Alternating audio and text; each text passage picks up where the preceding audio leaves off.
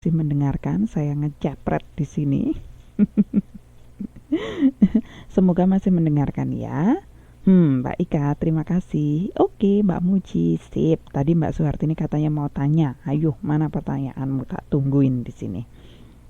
Nah, sampai pada penjelasan dilema etika. Ketika kemudian perusahaan ini menghadapi dilema etika, maka harus diperhatikan adanya beberapa standar aturan etis yang bisa digunakan oleh perusahaan untuk memutuskan mana tindakan etis yang akan dilakukan. Ada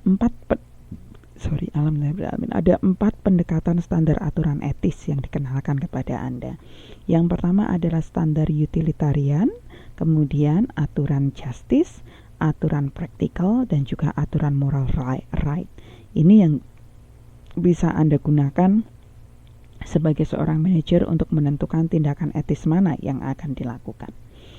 Kalau perusahaan Anda kemudian menekankan kepada aturan utilitarian, maka satu tindakan etis adalah tindakan yang menghasilkan kemanfaatan dan ketidakmanfaatan dalam jumlah yang sama kepada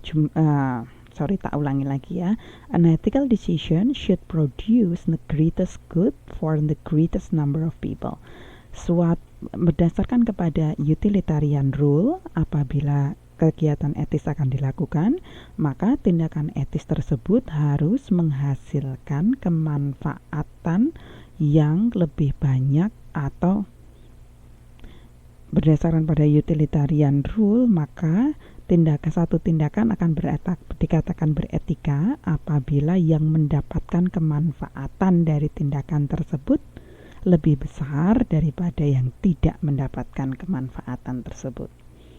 Jadi, contoh realnya, misalnya Anda mau memproduksi produk yang green atau tidak itu tadi. Maka di sini kalau perusahaan tersebut menggunakan utilitarian rule, maka jawabannya adalah kalau Anda memproduksi green product, siapa yang dapat kemanfaatan? Yang dapat kemanfaatan adalah komunitas dan konsumen Anda, ya kan? Oke, komunitas dan konsumen Anda itu jumlahnya berapa? Misalnya, jumlahnya 10.000 misalnya. Oke, yang tidak mendapatkan dan konsumen Anda itu jumlahnya berapa? Misalnya, jumlahnya 10.000 misalnya. Oke, yang mendapatkan ketidakmanfaatan siapa? Karyawan Anda jumlahnya berapa? 10. Nah, karena perusahaan menggunakan standar utilitarian rule, maka dia mengatakan saya akan dikatakan etis apabila melakukan tindakan yang kemudian menghasilkan kemanfaatan pada lebih banyak orang. Maka karena di sini ada 10.000 dan ada 10 karyawan, maka tindakan yang etis adalah tetap memproduksi green product. Karena yang mendapatkan kemanfaatan jumlahnya lebih besar daripada yang mendapatkan ketidakmanfaatan. Itu yang dimaksud dengan utilitarian rule. Mbak Fevi, suaranya jelas, menyimak dengan baik. Sip, Mbak Fevi. Mbak Rihanah baru hadir ya. Maaf, gabung soalnya sibuk. Oke. Saya masukkan nama Anda, Mbak Rihanah. Oke, langsung tune in ya di kelas ya. Bagi teman-teman yang barusan hadir, kita baru membahas mengenai standar aturan etis untuk menghadapi permasalahan yang terkait dengan dilema etika. Kalau yang utilitarian rule kembali dikatakan etis apabila menghasilkan kemanfaatan kepada lebih banyak pihak. 10.000 dan 10, maka mana yang lebih banyak? 10.000 maka akan lebih etis kalau menghasilkan kemanfaatan bagi 10.000. Sedangkan kalau berdasarkan kepada standar aturan etis yang terkait dengan justice, an ethical decision should distribute benefits and harms among people in a fair, equitable, and impartial manner.